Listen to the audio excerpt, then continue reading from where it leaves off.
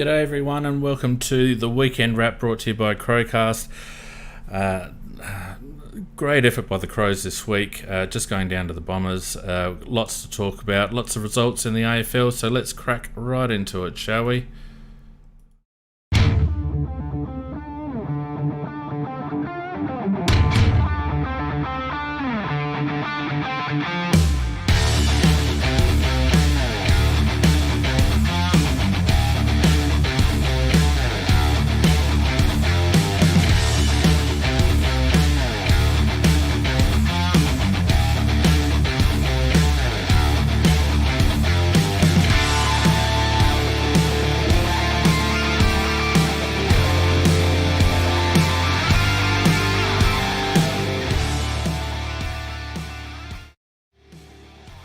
Good evening, everyone. Another edition of the Weekend Wrap upon us. Apologies for last week. Bit of sickness with me, and as a result, when I should have been doing the cast on Wednesday night, I was leaving Macca waiting and sleep on the couch. Speaking of Macca and Nick, how you going, guys? Yeah, very good, thanks, Fang. Enjoyed the game today. It didn't go our way, but it was good to watch. Nikki, how are you? Not too bad. Voice is a little croaky. I spent a lot of time yelling at umpires today. Yeah, the umpiring weren't great, were they? Welcome to everyone who's joined us on Discord. Obviously, you can chat to us on Discord either through the Discord app or direct from aflcrowcast.com. If you go to the live chat page and follow your nose there, follow the instructions there, you'll be able to hook straight into the chat. Also, thanks to everyone who's joined us on Facebook and YouTube. You can chat along with us on those two platforms. If you're listening in on Spreaker and trying to chat there, we won't be watching, so try and chat with us on another medium. Oh, look, I was really happy with the effort today by the Crows. I thought that they gave it everything. It's probably the I wouldn't say the first, but the most obvious today that the lads really gave a shit. They really cracked in hard, and at the end of the day, probably a little unlucky to lose in the end. There's a lot to like about the game, in the sense that, as you said, it did look like our players really did care whether they won or lost, and to have two players injured and very, very significant players injured, and yet actually come from behind, and then I think with 3 goals out of that stage, and then get it to the stage that we really could have won the game. And I think definitely got the side is on the improve and definitely on the up, and they're going to win one very soon, probably next week. Nick, you were there, weren't you? How'd you feel about it? I was. And before I actually got there, I was kind of a bit ambivalent because it was like, oh God, what are we going to get? But being at the game and actually being able to see some of those patterns, seeing some of the issues we still have, which I suspected, but you can't see from the TV. But the boys really absolutely gave a dip, and they were shattered that they couldn't get the win at the end, which is, it's great to see. And Essendon celebrated like they won a final. It was a hard-fought game. It was a great game from both sides. Just pity about the ones in green didn't bring the same level of commitment. They've been very inconsistent ever since they got the edict from the AFL to change their interpretations on a couple of rules. It's just been very hard to follow, and to be perfectly honest with you, I don't envy the umpires at the moment. The AFL are really trying to manufacture an entertaining product during the COVID-19 period, and I reckon it'll be a tough gig being an umpire at the moment. But that said, all you want is a bit of consistency, and I don't think we saw that again this week. Oh, far from it. I mean, at one stage, the free kicks were 11-2 in Essendon's favour, and they evened up a little bit in the third quarter, but you just didn't know what half of them were for, or you could see very, very obvious ones that were totally missed. I mean, there's one there against Murphy for too high, and Murphy couldn't even reach the guy's neck. His arms were really well below, and they almost manufactured some of the frees. as Nicky said, you just had no idea what they were giving them for. I Maybe felt they like didn't it either. was, I felt like it was more like the ones that they missed against Yes. Essendon that were the real ones that hurt us. There was a They few do in that hurt. last quarter that Absolutely. Yeah, they were absolutely shocking. And it was Yeah. also the position of where they were giving those frees. So our forwards were giving away holding frees or blocking frees, and exactly the same thing happens down the other end. Play on, not a problem. But what I was most annoyed with the umpire is they were not protecting the players going for the ball. There were so many head-high hits of the player actually going for the ball with his head over the ball. They are supposed to be protecting that player, and they just weren't doing it. It was so noticeable, which then makes it slightly dangerous. Yeah, there was one on. Was it Bill Chambers, the one that you were thinking of, where he tackled? I think it was Lockie Murphy. Actually, tackled Lockie Murphy, and it was a clear over the shoulder because Bill Chambers was simply too tall to get him underneath his shoulders. And the umpire just played it on, and just, it was dead set obvious. And there was a lot of examples of that.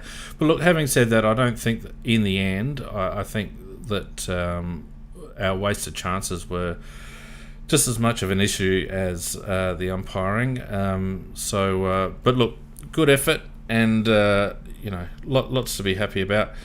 Let's before we get in too deep, before we go on, g'day to a couple of people who've joined us on Twitch. We are running on Twitch as well, so TJS and who's the other guy, Lupus or something or other. I'll find him here in the chat. Lurpos. G'day guys, excellent to see you joining us on Twitch. Let's have a look at the weekend's results, shall we? Funny old week again. Some close games. Bulldogs 7-9-51 got up over Gold Coast 6-10 46, a margin there of 5 points. Did any of you guys watch that one? Certainly did. It was a good game and very, very even, as you can tell by the scores. And but the Bulldogs have just got this habit of winning the tight ones at the moment, and they've got a very, very good midfield. Bailey Smith, who I pumped his tyres up before, is going to be a very, very good player. Yep. And McRae, of course, is a star. So, and really, it was those players that got them over the line in the end, along with the Bont as well. But it was a very good game to watch and very competitive. And the Gold Coast, they're going to win a lot more games this year. Yeah, they're on the rise. Probably a game that they felt that they should have won, I reckon, Macca. And if they are going to continue to rise up the ladder, they are going to have to win those games. But that said, Bulldogs aren't slouches at the moment. So, honourable loss, I guess. But Stewie Dew be a bit beyond honourable losses now, I think, for this group. Very much so, I think. Yeah, look, GWS had a good win against a slightly depleted Richmond. I think they've made a bit of their outs, but they were a little bit depleted. GWS 9-8-68 to Richmond 6-14-50, a margin there of 18 points. I was bored by this game, actually. You know what? I was a bit bored by this game. I've always been a little bit partial to GWS because I always thought they played pretty good footy, but they haven't in recent weeks. But they got a little bit of their mojo back, and one of the reasons for that was Canelio back on the ball. That they've been pissing around with him up forward, and I don't know why, whether he's been carrying an injury or whatever, but they put him back in the middle, and along with his mate Whitfield and Kelly, etc. They were far too good for Richmond. They really should have won by a lot more, in my opinion. I don't think Richmond won't win a flag this year. That's for certain. No, they're not really looking like it. But look, judging by how West Coast have turned it around in the last couple, it's a bit hard to read. I reckon teams will be just trying to get into the finals, and then it might be a whole new ball game, Mackie. You know. Well, and while that's true, and I do agree with that, but I was looking at the actual manpower they've got, and I just don't think they have the manpower that the sides that I think who are likely to win the flag. And for example, like West Coast, for example, now they've got their mojo back. I don't think Richmond are going, not this year. Yeah. Carlton had a decent win over North. Carlton 9-10-64 to North 9-3-57, a margin there of 7 points. Carlton sort of looked fairly comfortable and then only squeaked in the end. Well, I was panicking like hell for North Melbourne because to keep a gap between ourselves and them, we can get for that number one pick. And And I thought North Melbourne were very, very gutsy because they had players off injured, and they did make a comeback against Carlton when it did look like the game was all over. But Carlton are a pretty good footy side this year, and they might actually sneak into the bottom part of the 8 the way they go. Yeah, it's possible, and so they bloody should, really. There's really no excuses for Carlton now. I think they've got a decent enough spine with Doherty back and Cripps in the middle, and Casbolt starting to learn, or having learnt to kick over the summer, apparently, and McKay up forward as well. It's taken him how many years? Yeah, but look, you know what? I'm really happy for the guy because he's a clunker of a mark. And, he could have been anything if he'd have kicked straight earlier in his career. And the fact that he's got it together now means that he can probably get another 50 or 60 games out of his career and end it on a pretty good note. So good on him for persevering. Sydney and Hawthorn. Sydney getting up 9-6-60 to Hawthorn 7-11-53. Clarko's starting to have a whinge. Doesn't like losing. Having a whinge about... What did he say? If there was anyone that was going to milk a free, it was Papley. Has he actually watched his team play over the last 5 years? Yeah, I really thought that was out of order and quite pathetic by Clarkson, who obviously is running out of things to say because he wanted rules changed and they jumped and they've changed rules and made a nice mess of the game in doing so. And now he's having a crack at Papley. Papley's a bloody good footballer, and Papley goes for the ball, and he's very, very clever. So when they say he milks a free, he actually gets his body in front and he gets after the ball. We didn't milk the free anyway. The guy came from side on. Papley didn't even see him coming.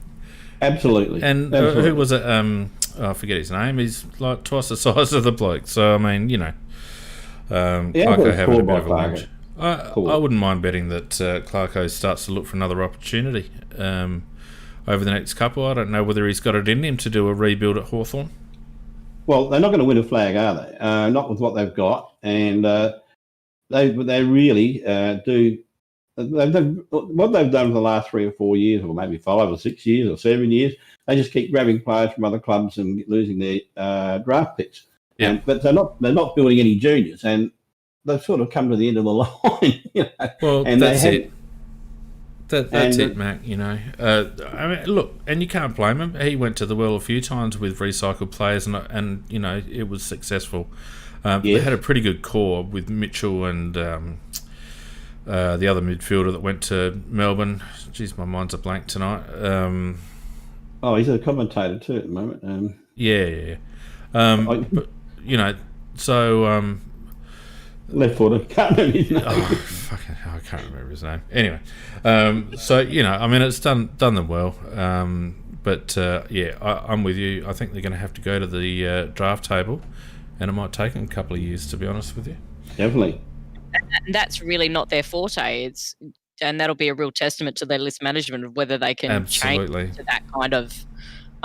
So that might actually make Clarko jump. Yep. If he can't get it done quicker. Yep.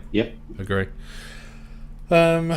St Kilda having a rousing win over Port Adelaide. St Kilda 12-1-73 to Port 6-8-44, a margin there of 29 points. That was delightful to watch. Yeah, it's a joy to watch. Yeah, it really was. One of the highlights of the weekend. The thing I liked about it, Macca, was that St Kilda beat Port in a completely different way to the way they beat Adelaide the previous week. It was a completely different game. It was a completely different game. They shut down Port close. They played Port a lot closer. They were a little bit more free-flowing against Adelaide, but against Port, they really played them close and put a ton of pressure on. I really like the way Ratton's got, I would say, a good ordinary list going at the moment. Well, Ratton's a very, very good coach. I really have a lot of time with him. I wouldn't have minded if he had been our coach because he's a good thinking coach. And you are right, Ben. When I look back at the way he did take it, he did shut them down, whereas they were quite free flowing and attacking against us. Yes. So you're right on the money. So it's good. He spotted that well. Port Adelaide. Their weakness is really up forward in the sense that they rely on the big fella up there and Robbie Gray, and if those two don't really fire, well, there isn't a lot else. And Well, St Kilda, they surprised me. I know they brought a lot of players in, and they brought about 5 of them, but they're going a lot better than I thought they'd go. Yeah, I agree. Me too. Look, Saints really knew that Dixon was the one. I don't think Dixon had more than less than 2 going up against him the whole game, and Correct. he's having a good year, Charlie. And I rate him a bit, and he's got himself fit and all the rest of it. But there's only so much one bloke can do, and they probably need a bloke like Jack Watts to step up and create a bit of a foil for him up forward. That won't happen. No, well, it won't, and it's probably going to see them lacking against sides that are good in the air defensively. So, good win by the Saints. Who else do we have? West Coast absolutely belting Collingwood, 18-3, 1-1-1 to Collingwood 6-9-45, a margin there of 56 points. I reckon that's about the biggest score we've seen, isn't it? Yeah, I lost interest in the game because it started off with Collingwood jumped them a little bit early, but then West Coast got going, and then as the game went on, it was just far too good. And they really do well, in this particular game anyhow, they really got their game going. Collingwood got quite desperate, and they put Grundy up at full forward, and the other chap in the ruck and stuff like that, moving players around, but no, West Coast far too good, and I lost interest in the game eventually.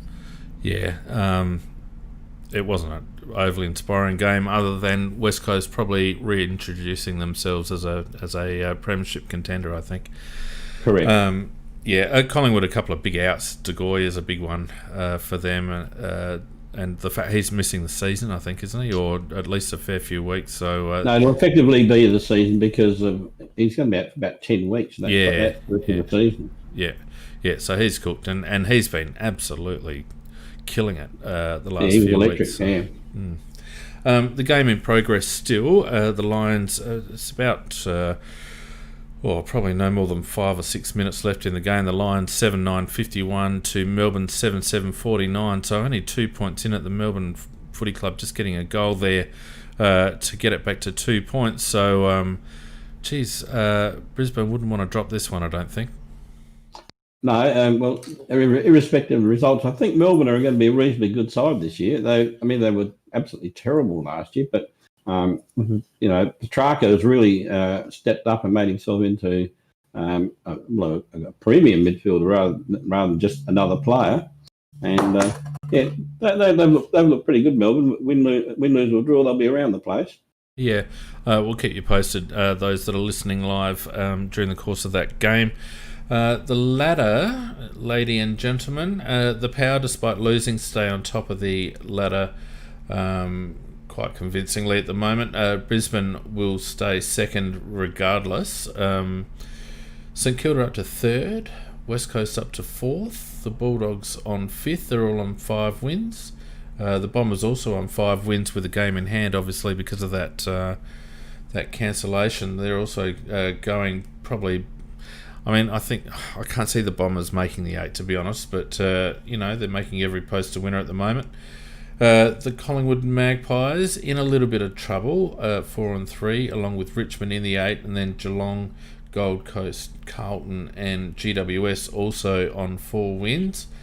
The Demons might also join them on 4 wins in 13th. Then we got Sydney and Hawthorn also on 3 wins.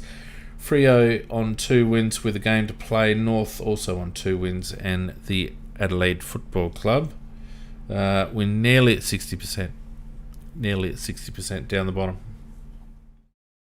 Yes, and playing the North Melbourne Football Club next week, who are our only threat, I think, for the wooden spoon. Yeah, genuine on today's effort, probably a genuine chance, I would say. To be honest, to beat North Melbourne. If they reproduce that form as they did today, I would expect them to win. Yeah. Speaking of today, let's get right into it, shall we? And it was the Essendon Football Club, 9 goals, 862, defeating Adelaide, 8 goals, 1159, a margin there of 3 points. We've mentioned a couple of things already. Nikki, I'm very interested to get your overall view, having attended the game today. Well, the first thing first is that Matt Crouch obviously got told something and he listened, which was kick the fucking ball forward. And he did it most of the time, so that was quite surprising. I did like the look of that midfield setup. I mean, yes, we lost Brad, but that meant we really did stick to those structures. We always had at least one, if not two, quicker players in that midfield. Lynchy got put on the wing a couple of times, which I thought is actually a good move. What was some of the other? It was a part of the problem was Essendon were very good at slowing us down, which a lot of teams are. We were still making some mistakes, particularly our delivery up forward, that we would go for the long bomb, and they always had two extra players back there. And you saw that numerous times that they would mark pretty much on their own.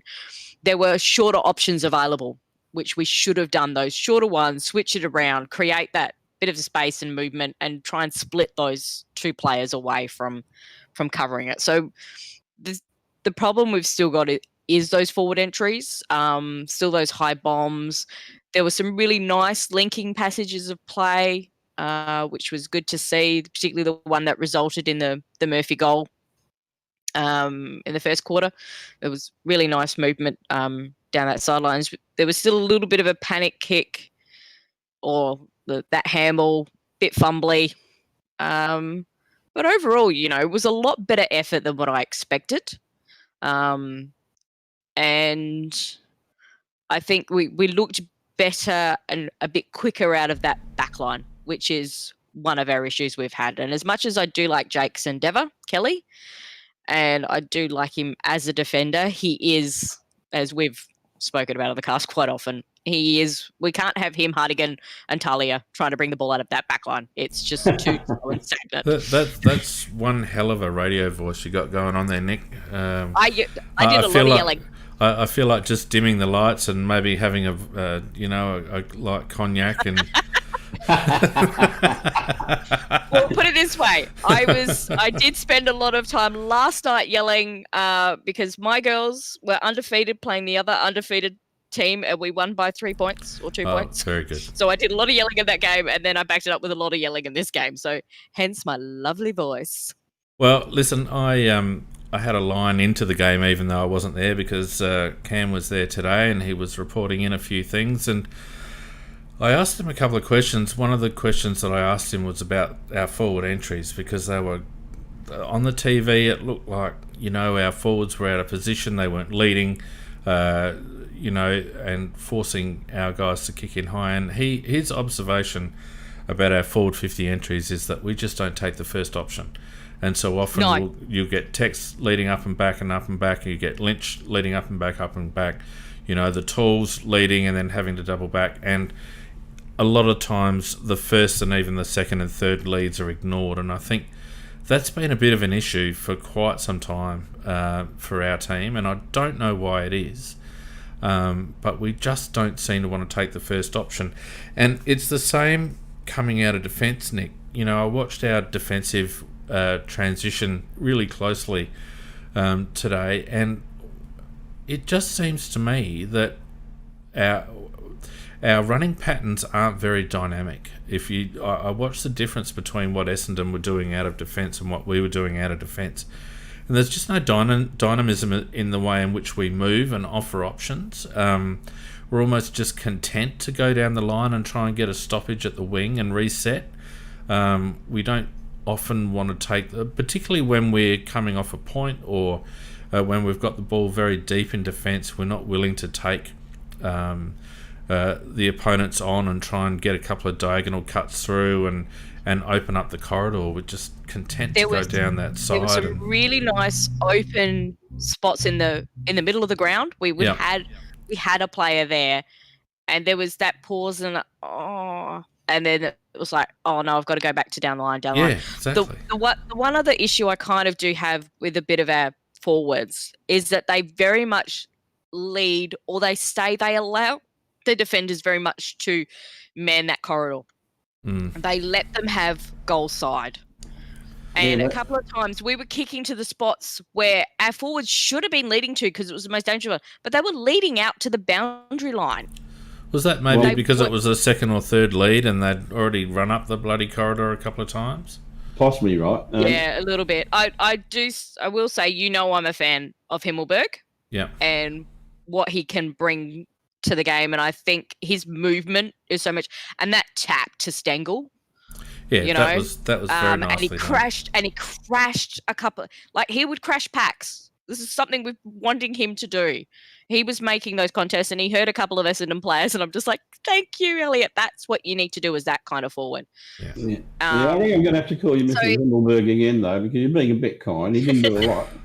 Well, I don't think he didn't do it. We'll get into players in a minute, ladies and gentlemen, as you're well aware of our format. The only other but we ignore it. Yeah, I know. The only other observation that I got confirmation from Cam from is what I've observed on our midfield for quite a while, and the fact that we got absolutely slaughtered in the middle, and we'll go through the head-to-head stats shortly. But one of the things that I observed on the tally, and I asked Cam what he was seeing, and he agreed, is our players just want to get body first. They are not intent on the ball; they're intent on the body. I think we spoke about this the other day. And what it does, it actually opens up space. It provides room for the opposition to run into. And there's a few times that Essendon were very good at blocking off Chase a couple of times and getting his opponent free. And because our other midfielders were intent on the body, there was a ton of room behind where Riley O'Brien had obviously run in, for the contest. And Bell Chambers was just putting it down there, and they were just running it through. So I don't know what this obsession is with getting body on body in the midfield. Whether it's a confidence thing, whether it's a coaching thing, whether it's just a habit from a long period of time under Camporelli in the midfield, I'm not sure. But we lack dynamism in the midfield. We just want to body up and try to out-muscle and scrag a kick forward. There's no clean movement at all, and it's an indictment. There's no wonder we're getting flogged in the centre clearances at the moment. Yeah, Ben Keezer is one that I do like, in the sense that he while he's minding a man, if he sees ball, he goes ball. Hasn't been in our system long enough to be indoctrinated yet. I would say, though, he was one of our better players today. Definitely, yeah. He was very good today. And I think if they had Shields playing, he probably wouldn't have been as effective, because their other whilst Merritt is good, it's still not at the level of Shields. Merritt's a star. Yeah, but I still think Shields is just that little bit more quality than him. Oh, Shields is silk, but I've got a lot of time for Zach Merritt. Yeah, same. And he absolutely ripped us up. But I think one of the funniest things I actually saw, and this is a problem with our midfield, is that they go to line up and they've put Tip and Woody in there, and he goes and stands next to Matt Crouch. Now, Matt, if you've actually got a brain in your head, you would swap immediately with somebody else, because there's no way you're going to be able to stop Tip and Woody. No, Matt should have just made room. Sure enough, he went to try and body him, just as your example just said. He tried to body him, got bumped off, and Tip and Woody just did that clean run through. Yeah. Matt Crouch should have dropped Tim Woody in the same bucket of quicksand that he was standing in. Anyway, let's get on to some head-to-head stats, shall we? Because we love our stats here at CrowCast, don't we? Now, I'll just run through some figures, then I'll bring my charts up and we'll have a look. Oh, and by the way, for those of you who are good enough to follow us on Patreon and support us on Patreon, and don't forget, you can support us on Patreon. Just go to patreon.com/AFL CrowCast. This week, finally, I've been able to share, for the first time, Nikki and Macca, I've been able to manage to share my spreadsheet stats. So if you are on Patreon and you want to have a look at the stats and mess around with the filters and have a look at some different things, the link is on the Patreon site. Eventually it'll be password protected on the website, but I didn't have time to do that. So for now, just go to the Patreon AFL CrowCast page and you'll see the link there. Have a play around with it, and I would love your feedback, because I'm in a bit of a development headspace at the moment. So catch me while my mind's on it, and we'll get it looking exactly the way you want it to look. Now, disposals fairly even, 317 to 322. We did. I felt like we handballed a little bit too much, but again, it was probably a little bit more constructive than in previous weeks. Mac and Nick, would you say? Well, basically, I can see what Nick's is trying to get them to do. A lot more forward handballs, and when you do the forward handballs, but the bloke receiving the balls, he can actually attack from there. And we did quite a few of those today. Season was at the end of a couple of those, and gave us some good running through like that. So I think that's part of the attacking handball. I think is one of the things that Nick's is trying to develop. Yeah, we got out-tackled 76-54, which was a bit disappointing. I felt like we were at them pressure-wise, but I didn't feel like we stuck enough tackles. And that showed in the stats. Bell Chambers, even though the hit-outs were fairly even, I felt Rob had an absolute stinker at clearance, and he was far less effective around the grounds. Had a fit of the fumbles this week, as a couple of our tools did, and wasn't clunking those marks, so probably a little bit off what Riley would be hoping for in terms of his form, but we certainly need him to at least be a little bit more of a nullifying force in those centre bounces, don't you think? Well, I was going to ask you, and I don't know whether you have stats for that, did Rob actually hit any of his taps to any of our players? I know that up to half time, I don't think he had a hit out to advantage, Mac. No, he didn't. No, not up to half time. It was 0. I don't know what happened after half time, but most games it's the same. His taps generally go to the opposition, and the opposition taps go to the opposition, and that makes it very hard for the midfield. Yeah. Look, as I said, clearances ended up being 29-37. That was because of an improved second half, but gee whiz, they touched us up in the first half in clearances. Rebound 50s were even, inside 50s ended up being even, but again, they were a bit lopsided in the first half.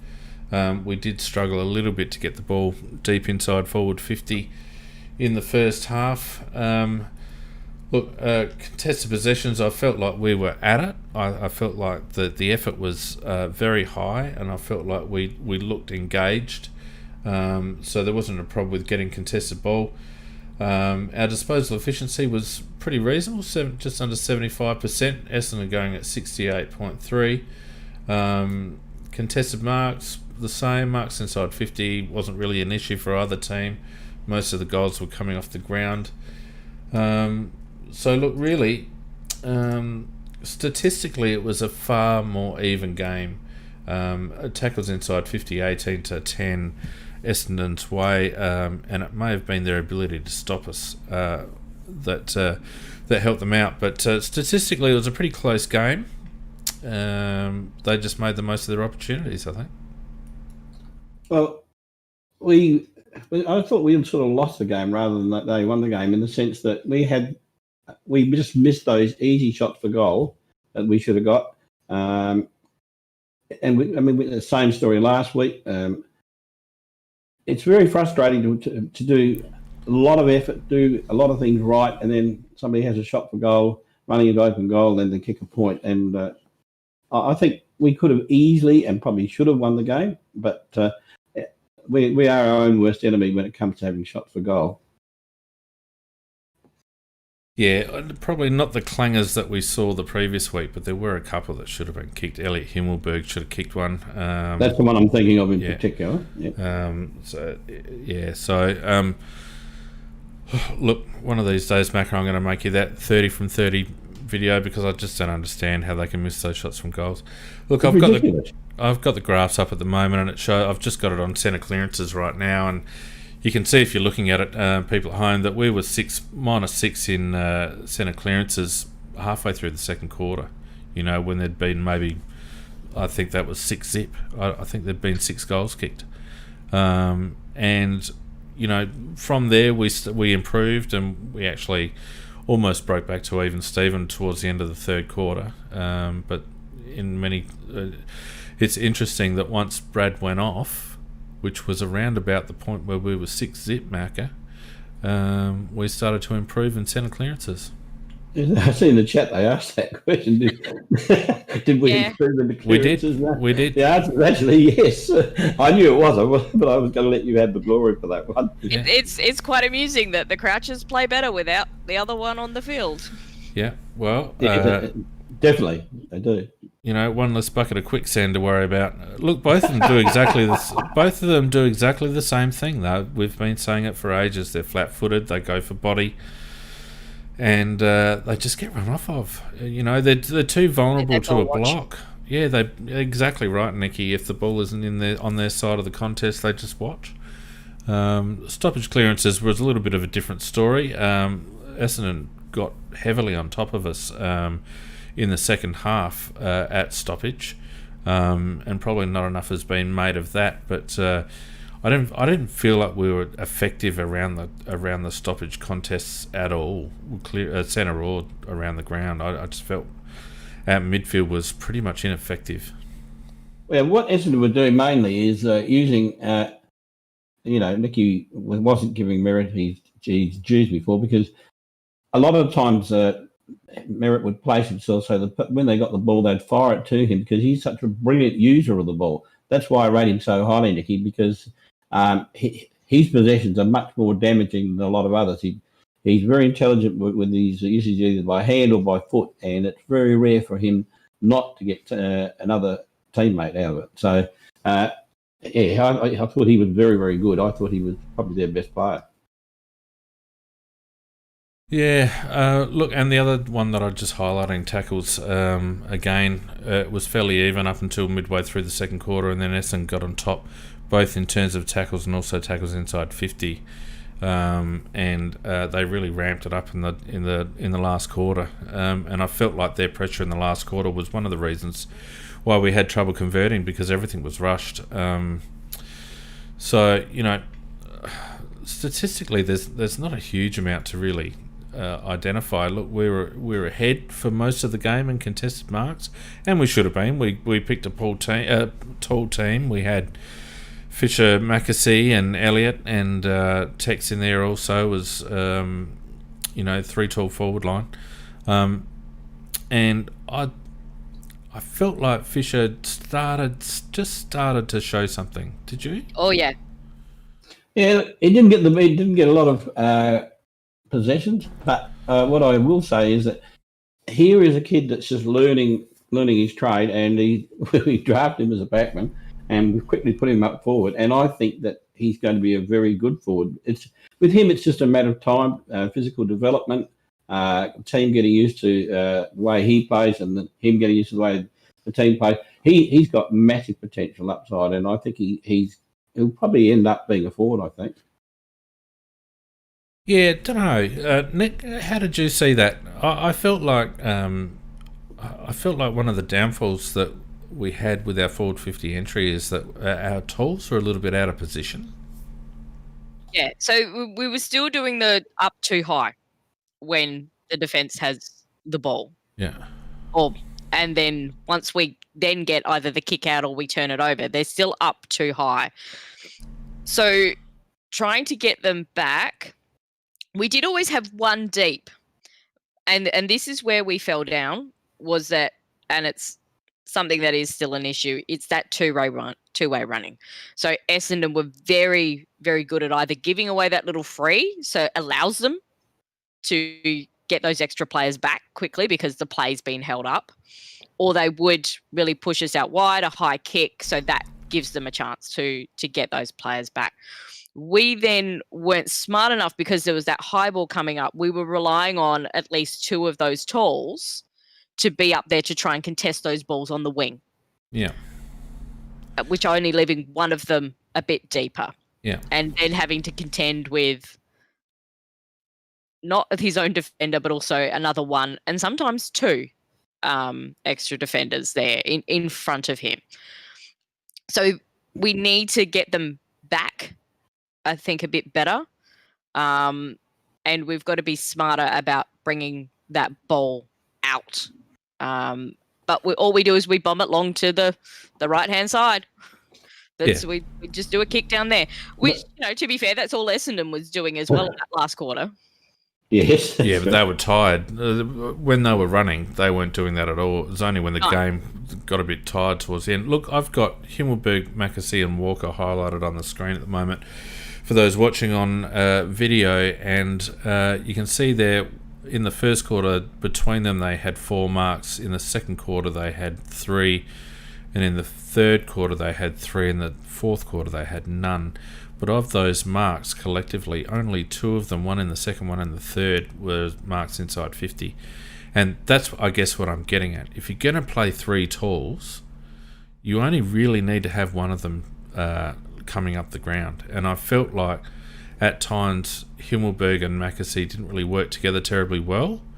I felt I liked Walker's positioning. I felt like he played deeper for a lot of the game. He came up a little bit, but I felt like he was dangerous in that forward 30. Definitely the smartest of the 3, where he's putting himself. Yeah. And there was a lot of instructions from him about getting them into the right position, because they often weren't. So and that's why we still need him in the team, because these guys are still learning. Look, I felt Tex played pretty well, to be honest. No, on his own merits. Definitely not our worst. Good game.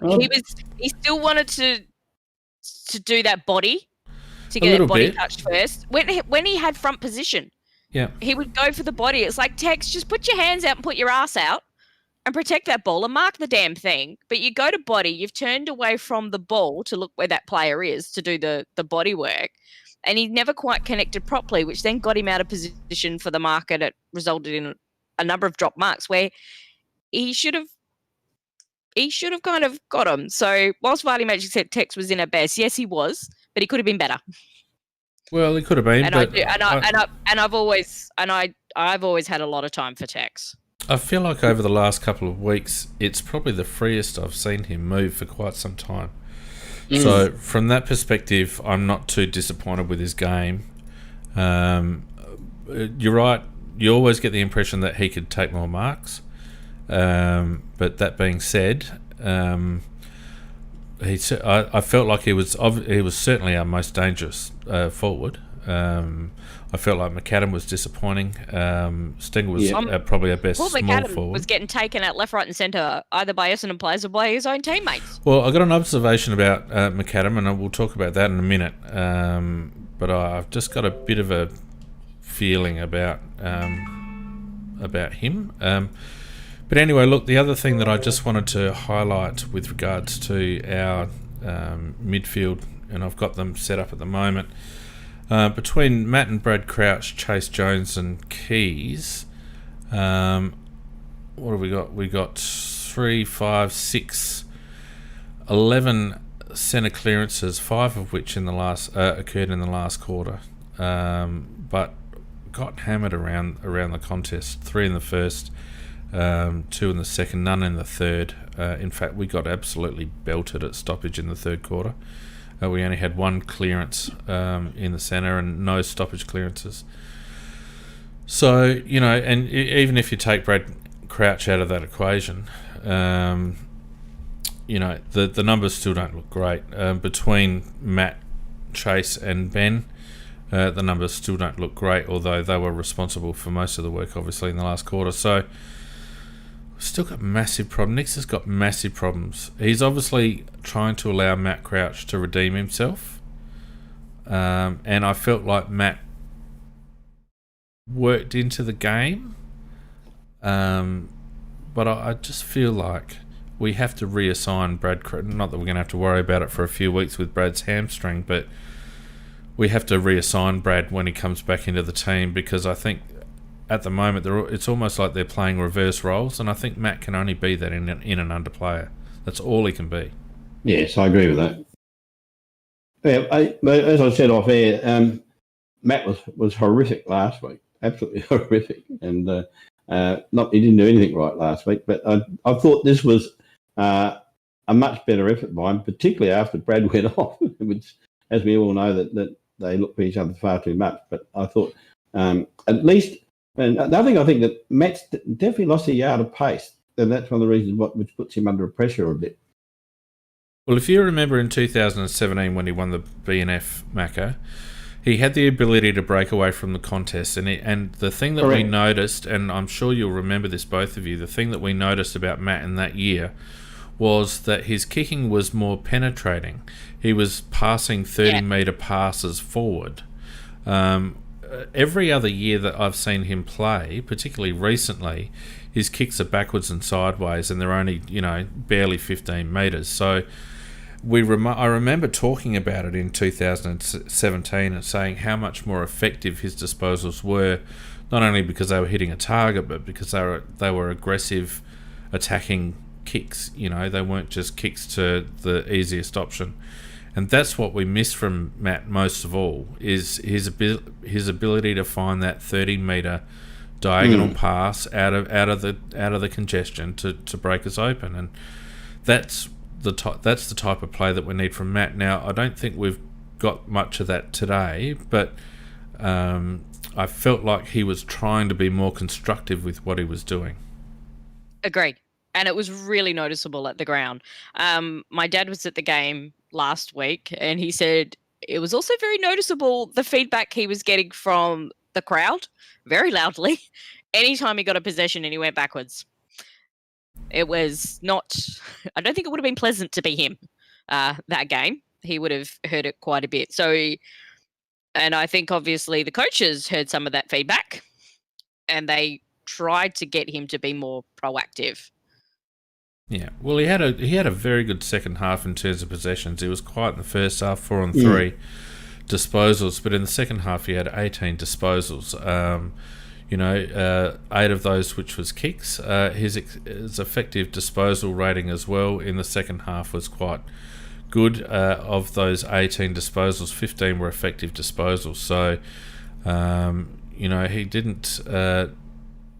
I don't even think he had a 2 turnovers for the match, whereas just about everything he touched last week turned to lead. So yeah, and they actually looked like they were deeper kicks than what we've seen for quite a bit. Yeah. So look, I would rate Matt's game a D simply because of our collective clearance work, stoppage work. But around the ground, I probably would rate him a pass. Whereas last time it was a stay behind and repeat the year. Thanks, Matt. Yep.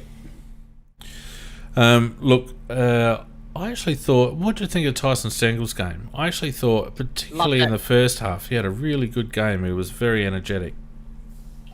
Basically, anytime he got near the ball, something happened. He's just such a creative player, and he's such a smart one as well. So, and I like the fact that we're starting to use him in the midfield.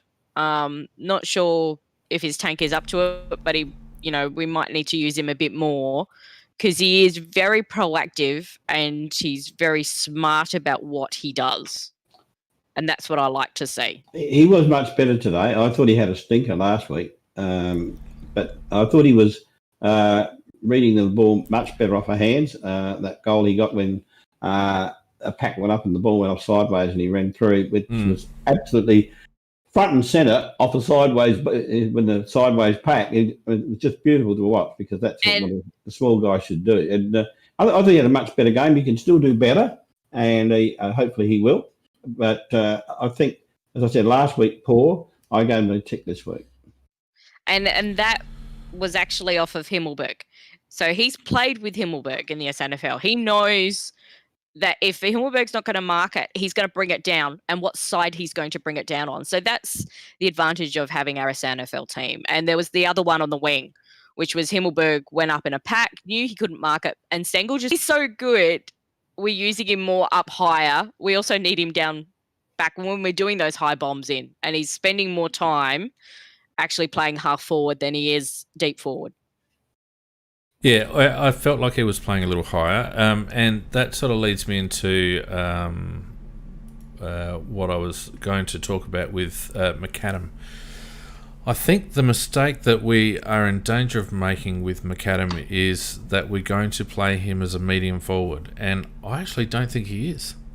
No, I was looking at him today, and I don't think he's got the stature to be a medium forward, aka a Jack Gunston, or even a Tommy Lynch for that. They're completely different players, but I don't think Shane's got the physical strength to be a lead up forward, to be a third tall.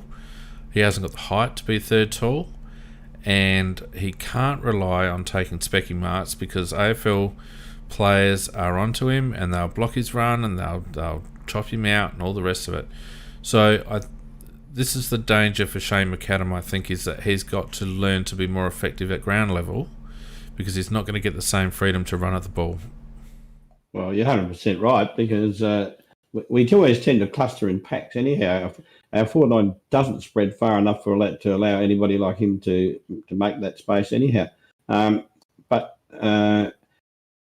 he's not tall enough, or I know he has got a good leap occasionally, but he's got to really be. I've seen him take some really good marks at SNFL level. I've seen him take some bloody rippers. Oh yeah. But it's a different level. As I said, AFL defenders are smarter than that. They watch tapes, Yes. they see what he does, and he can't hang off the back. Sorry, Fiend. I was going to back you up that he can do it at the SNFL. He can be that medium-sized forward in the SNFL, but it's not quite the same in the AFL. And you're spot on. They are very good at blocking his run and keeping him out from making those kind of contests. Yeah, and I felt he's going to struggle because for that very reason, because I don't think his groundwork is deadly enough either. Well, the best I've seen him play was the second half last week when he started to actually lead at the ball a bit, and he started to make a few runs and get into a bit of space. If he sags off the pack and tries to be a marking forward, I think he's in a bit of trouble because we might get more value from Ben Davis in that role than Shane McAdam. So hopefully the coaches are working with him to help him to understand what's needed from him in that role, because otherwise he might find himself struggling to stay in. Tommy Lynch, speaking of which, I thought Tom's game was serviceable. I watched him quite closely. God, he provides so many options that aren't honoured. What do you have? 5, 8, 11 kicks and 3 handballs for the game. Had a good second half, a quiet second quarter. But I felt like overall Tom played reasonably well. But again, it was confirmed by Cam at the ground that so many times offers a lead, and the problem with Tom is that when he offers a lead and double back, he ends up being behind his opponent. I'd like to see him stay ball side of his opponent, so that when he does offer that first lead and then double back, that he actually can stop and offer a short secondary lead. Because at the moment, half the time I see Tom contesting a mark, he's behind. Yeah, well, I thought I don't think anybody ever doubts Lynch's efforts because he's got a massive work rate and he's got the ability to run. But I don't think he's a dynamic user of the ball, though, Fiend. I think that's one of the knocks I've got on him, that he's prepared to work very hard to get the ball, and as you said before, that they're not always honoured, and therefore puts him in perhaps a negative position. Yeah. But once he's got the ball, he's still not deadly enough with it. Well, if you look at his key indicators, if you're going to be I would have thought, Maker, if you're going to be a high half forward, if you're going to be that conduit, you've got to be one of the key drivers inside 50. He only had 2 inside 50s for the match, and they were both in the last quarter. He took 3 marks in the first quarter, 1 in the third, but none of them resulted in inside 50s. He didn't take a mark inside 50 all game, and he didn't hit the scoreboard. So I don't doubt Tom's effort. I felt like for the last 2 weeks Tom has been quite switched on. But again, it's his clarity of role. I don't know whether what we're getting from Tom is what we actually need to get from Tom, and I would have thought that one of Tom's first things on the whiteboard when he goes in on his review of a Monday is, all right, Tom, how many times did you deliver inside 50, and how many score involvements did you have? Now, you only had 3 score involvements for the match. which means that he wasn't part of chains. So even when he wasn't getting it inside 50, he wasn't part of a chain of ball movement that was getting it inside 50 and hitting the scoreboard. So, we've got a few players at the moment. Lockie Murphy's another, David McKay's probably another, that give you a 100% effort, but what we're actually getting out of them as a consequence of their effort is not enough. It's not. They're not impacting the game the way they should be for the positions that they're playing, if that makes sense. Yep, or if they are, not often enough, and or inconsistent between matches. And Lockie Murphy is a very good example of that. I thought he was pretty good today, actually. And yet other games, sometimes I've been very critical of him. So you're right, though. We don't have that forward that is uniquely, every time he gets the ball, it's deadly. That he's either going to get a goal or make sure somebody else gets a goal. Well, the thing about Tom was that he used to be able to get the ball at 70 out and used to be able to craft a way into our forward 50, and that was his value. He was a massive amount of our score involvements. Yeah. I mean, that's what he was renowned for. Given that we were rebounding off halfback more often than not, and he was providing that option, sort of between wing and half forward, and he was the one getting it into our forward 50, and he was also hitting the scoreboard himself. Now, there's a variety of reasons probably why that's not happening at the moment. We're not getting the same dynamic run out of our defence, but Tom needs to be impacting the game in the ways in which he is there for, if you know what I mean. Lockie Murphy had a pretty good game. What do you have? 1, 3, 4, 5 handballs and 9 kicks. So about 14 touches from half forward graveyard, which wasn't bad. But again, what do we get out of? He's in there for his pressure. He provided 1 tackle for the game, and that was in the first quarter. He had a very good second quarter in terms of score involvements, 4 score involvements himself, and kicked a goal, obviously. Inside 50s, he threw 1 in the second, 2 in the third. So a little bit out of Lockie, but again, not as much as what we need from a bloke that's playing his role. Yeah, well, I think what we saw is what we're going to get. I don't think there's a lot more in. No, I agree. Yeah, but he came in, did what he's supposed to do. We actually got more out of him that we've been getting out of McHenry, which is such a pity. Because we need Ned. So this might be a nice little, hey, Ned. Oh, Ned's a kid. I know, he is a kid, but he's still got to do that. He's got to get a little bit more in terms of the scoreboard pressure in that role. So where I'm coming from is I think it might actually be good for Ned to see that there's that level is your base. And you've got to do better than that. I actually agree with you, Nicky. I don't think McHenry, he's actually disappointed me, and to be honest. Even when he's up and about, he's not doing much other than being up and about. But without the ball, I just think that if you're small and you're quick, your job is to get the ball or tackle or whatever. I mean, you've got to really be in it and be in it a lot, not just occasionally. And for me, McHenry hasn't done enough, and I'm actually disappointed with him so far. Yeah, look. I'm prepared to give him a pass, Mac. He's 3 games into an AFL career. He's clearly undersized, as is Chase Jones, clearly undersized. Chase Jones will do some exciting things next year with another 12 months in the gym. But right now, he looks like a kid playing men's footy. Yeah. Look, I'm not bullish about Ned McHenry. I wasn't really bullish about the selection in the first place. But you'll get 100% out of him. But I think for him to get 100% out of himself, he just needs to get a bit stronger. Yeah.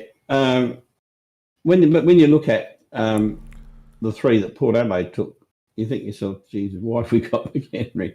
Oh, no doubt about it. Look, a welcome return to form, particularly in the second half of Paul Seedsman, I thought. Had the 9 kicks and 11 handballs, so 20 odd posies. But I felt like it's the most engaged I've seen him in a game of footy for a long time. How'd you guys see his game?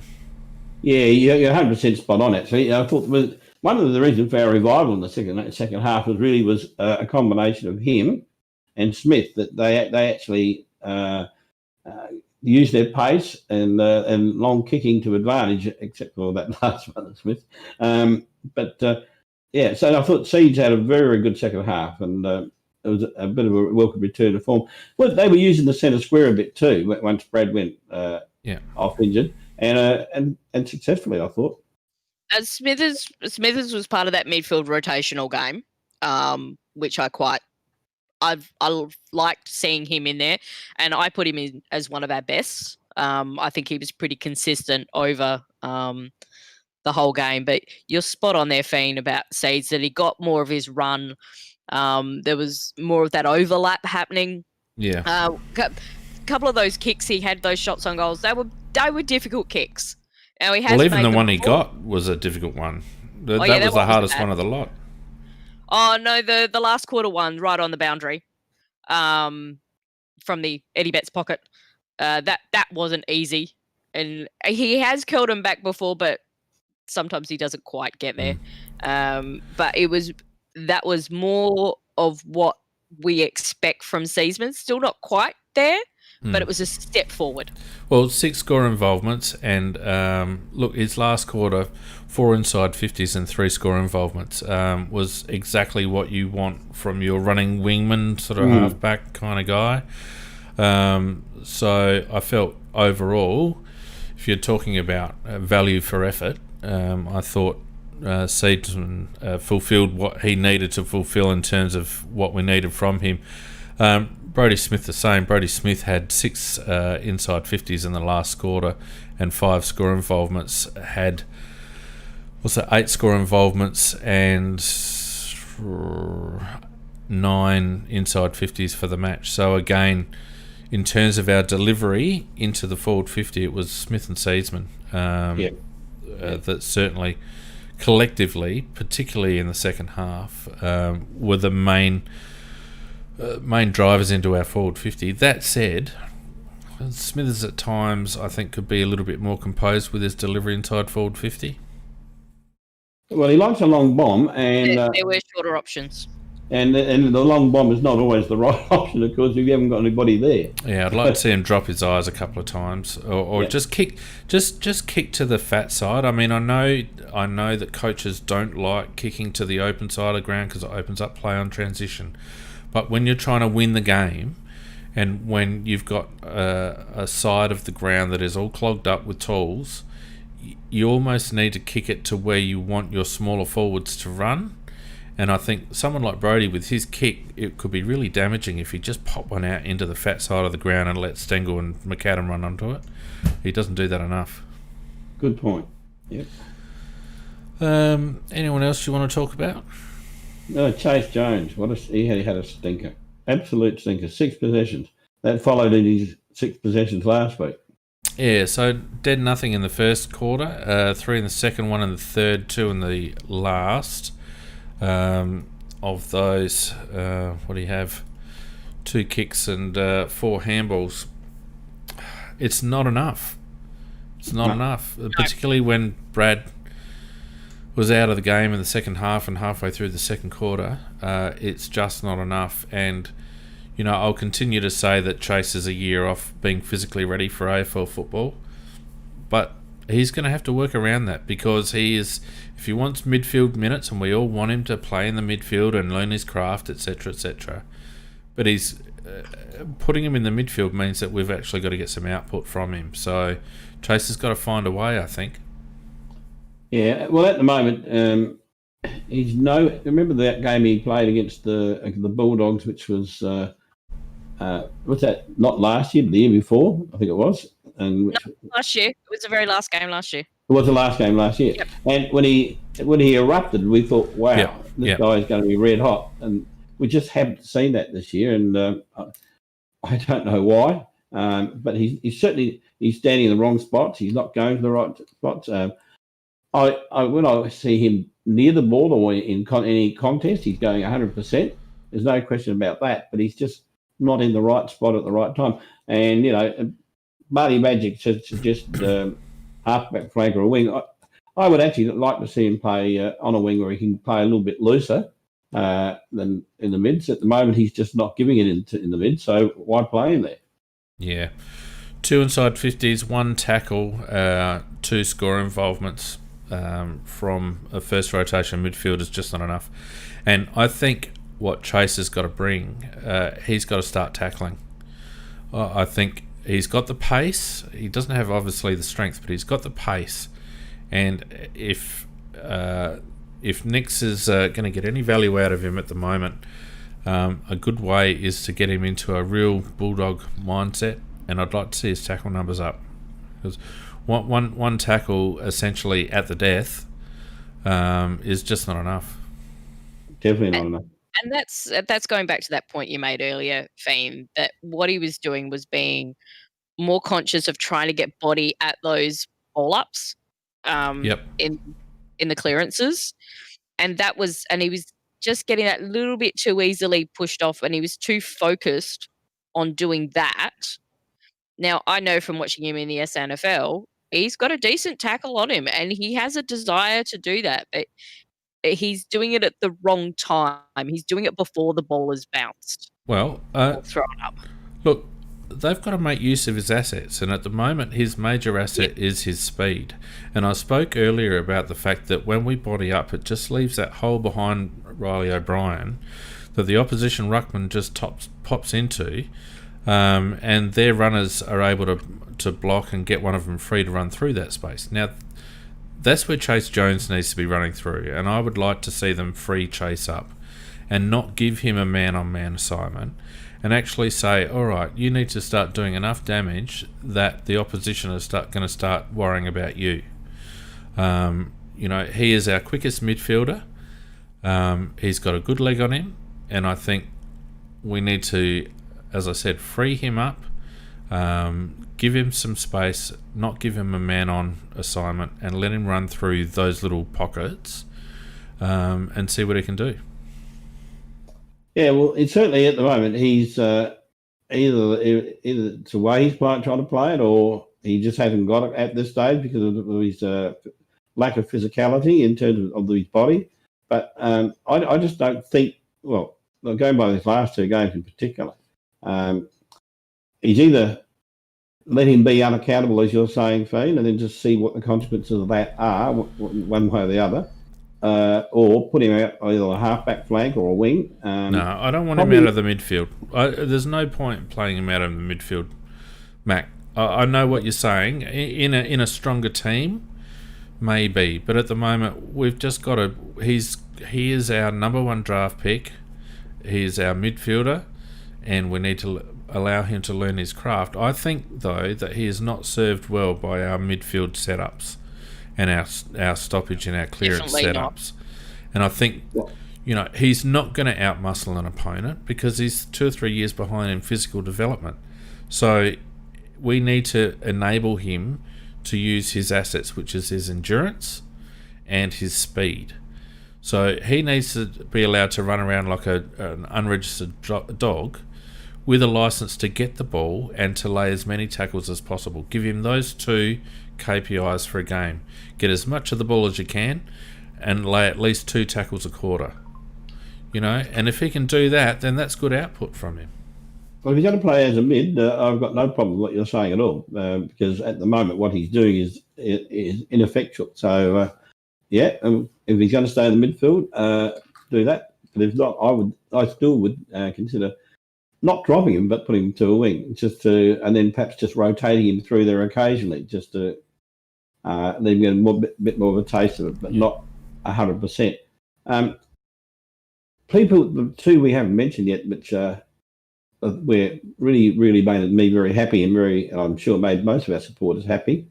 with the two boys down in defence, Hamill and McPherson. I thought Hamill is going to be a very, very good player for us. I just loved his game today, and I think he's going to be very, very good. And McPherson showed that he has no nerves at this level at all. He just slots in and he plays well. McPherson seriously looked like a 50-game player. He doesn't look like a novice, does he? No, at all. And his composure was just delightful. Now, I've known for a very long time how highly he's been rated, and you didn't quite see it at the SANFL, and he's had all those injury problems. And then he's just come in and he's just like, yep, this is what I do. And he's got that real nice mix between attacking and defending, which was what I love to see. Hamill, I was very much interested to see how he was going to back up being targeted last week by St Kilda, because they absolutely blanketed him. And you could see Essendon were trying to do it a little bit, but he was running a lot straighter. He wasn't trying to do the balk, because that's what was getting him in trouble against St Kilda, and he was much straighter. And a couple of times I liked the matchups forward. We put him on Tip and Woody. Yes, he's a lot stronger bodied, but he's quick. Yeah, Hamill was very good at covering. Yeah, look, he had 7 kicks, 7 handballs. What's that? 3, 5, 6 tackles, a couple of rebound 50s. I felt his first half he struggled a little bit, but he came into his own in the second half, I thought, and he was very good. Yeah, in terms of McPherson, sorry, Mac, McPherson, likewise, not overly cited in the first half. 3 kicks, 2 handballs. Second half, he had 7 kicks in the last quarter, 7 handballs. He had 6 rebound 50s and a couple of tackles. His last quarter was huge. So, look, McPherson's in the team for the foreseeable future, in my opinion. He looks like he belongs. Absolutely. And, when you consider, what is it? That was his 3rd game. And as Nicky said, his composure is incredible. No panic at all. And his disposal's good too. And Hamill, I thought Hamill really took the game on when it really counted. To me, his performance was very close to being like a nomination for a rising star, I reckon. I liked it. I really did. Maybe. What do you think of Lairdy's game? Better. Better than what he's been dishing up. There's still a couple of those bloody bloody balls. Oh, yeah. Terrible. Hospital balls. But you know what? He's been doing that since he came in. So, although, as we pointed out at the start of the show, Casbolt's figured out how to kick. Come on, lady.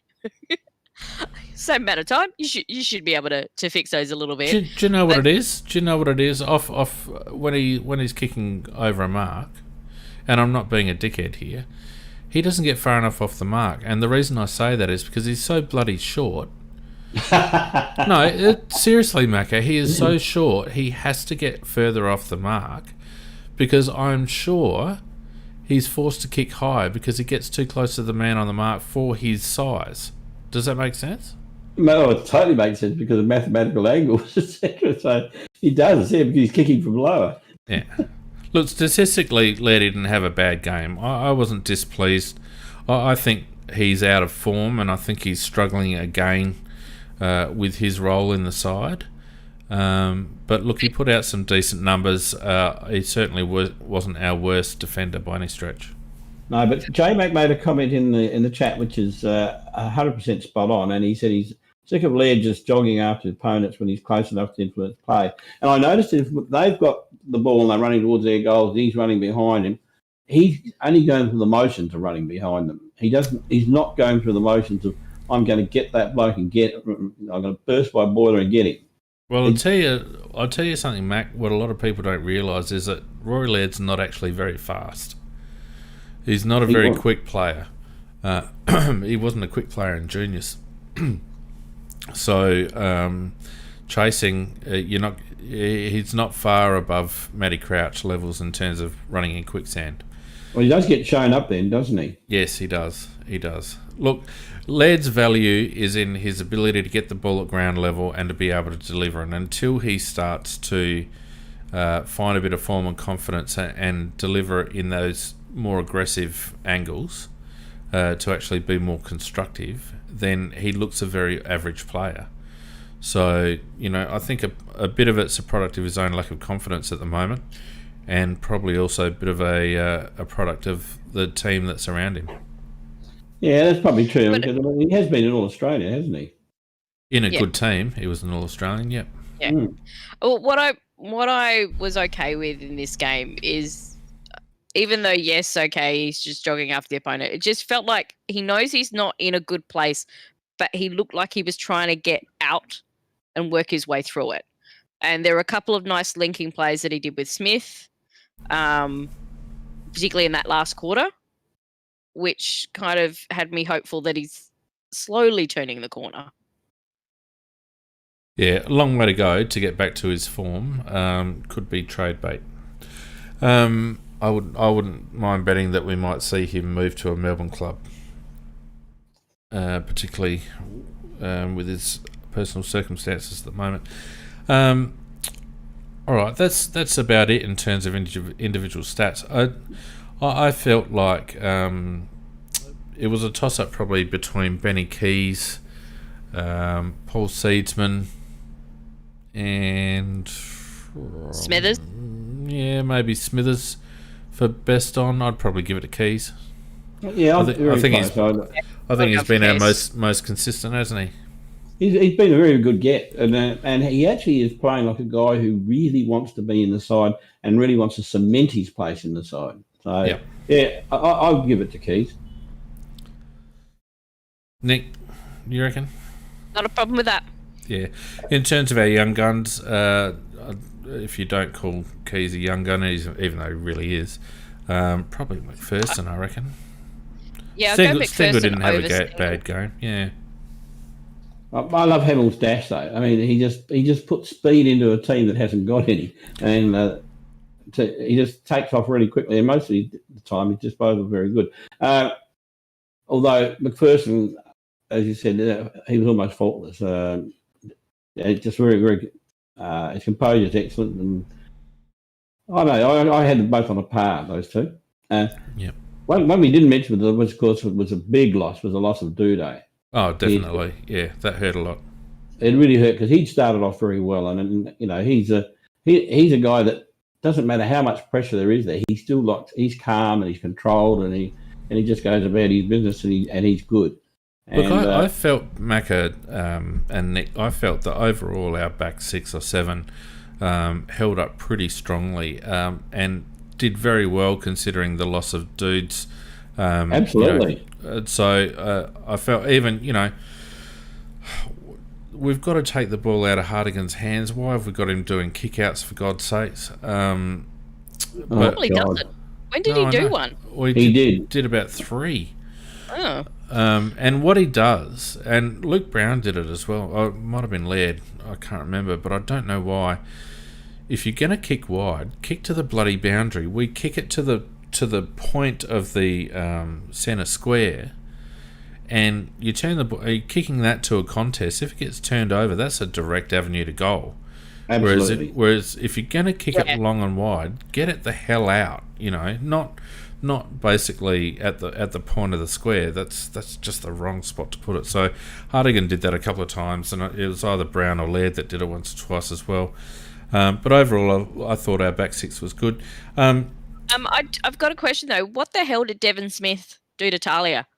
Because Talia was not happy with him, and that's very rare for Talia to react. He did it twice. He had a go at Devon Smith. Like, he came back into the field of play and just absolutely shoved him and had some words. It's very, very unusual from Talia. Yeah, and I didn't see it, Nick. Did you see it, mate? Yeah. No, the other one I was going to mention was the Matt Crouch, the headbutt situation with the Essendon player. I can't remember his name, but I've actually watched that. Townsend, that's right. Watched it, played it in slow motion many, many times, and I don't think it was a headbutt. I think what actually happened was he just pulled him. He pulled him by the kerchief until their heads clashed. Well, my theory is, Mac, that once Brad was off, Matt wanted to spend the rest of the game on the bench as well. And therefore he was actually trying to give himself concussion by making the other bloke headbutt him. It was funny though, because, and I think this is what they should probably actually use in terms of defense of if it does get up as a headbutt, is he didn't react to actually headbutting. He just like bashed him and kept at him. If it was a proper, like if you're going to headbutt somebody, you look for the reaction. He was just bullying him and they just clashed heads, and he didn't realise they'd clashed heads until he started bleeding. That's right. That's right. Yeah. Nothing. He might get a fine. But I thought Dumpont was quite pathetic. He reported both just in case. Well, I don't think he knew what had happened. So, and Crouch had blood, so I think that was reasonable. And he said that. He said, "I've reported both of you. I didn't quite see everything that happened. We'll look into it." So we've got a couple of changes that are going to be forced on us for next week. We're going to have to replace Brad Crouch, obviously, and also Tom Dede. Is it time that finally we get to have a look at young Scholl? Surely. I would hope so. That'd be nice. I would hope so. And are we going to get Paholke back in the team where he deserves to be? Because he did not deserve to get dropped.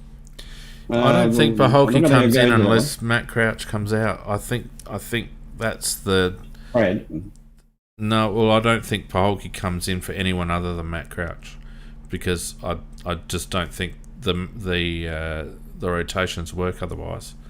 Yeah, I don't think Paholke will come in for Brad. I really don't. Yeah, you're thinking slow for slow, because Paholke is slow. Well, and also in and under for in and under. We'll probably get that, but that's not hard. Yeah. I think we might see Atkins in for Crouch and a bit of a rejig in the midfield rotations. I think it's spot on. Yeah. The only other one, as I mentioned earlier, I think might be in a little bit of danger is McAdam.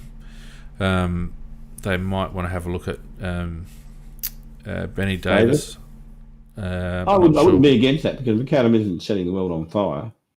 Well, he's had a couple of weeks, and I'm not one for giving kids only a couple of weeks and dropping them, but he would need to, as I said, I think he needs his role clarified, and I think he needs to be comfortable in playing that role, and he probably deserves a couple more weeks, but I'm sure Benny Davis would be champing at the bit.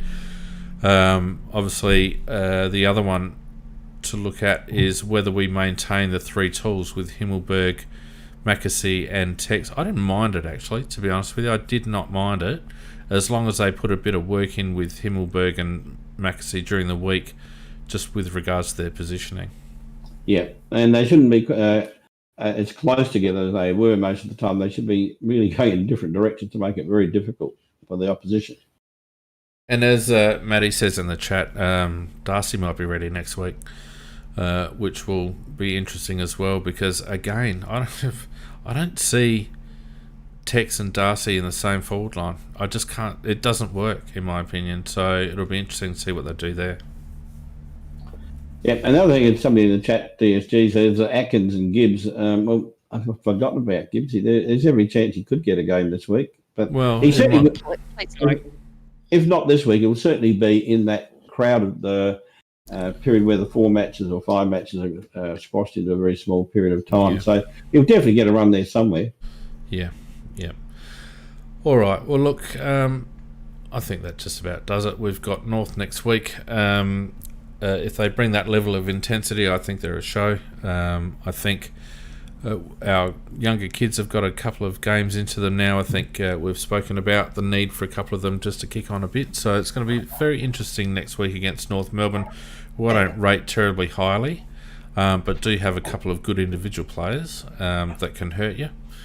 So a good opportunity maybe for us just to... It'd be nice. I know we all want number 1 draft pick, but it would be nice to get a win or two.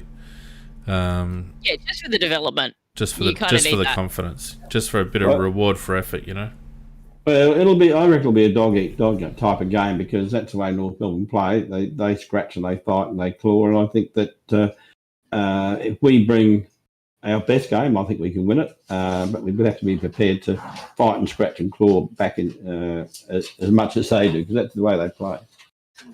And all I'll say is that it's been pleasant to see the past 2 weeks is that it's a 4-quarter effort. So whilst there's little lapses within individuals, the team overall, we haven't had those big quarter lapses like we were having earlier on in the season. Yeah, no, it's been good. Mako and Nikki, I've enjoyed the return to some sort of, how should I say, respectful discourse amongst us this week. Yes.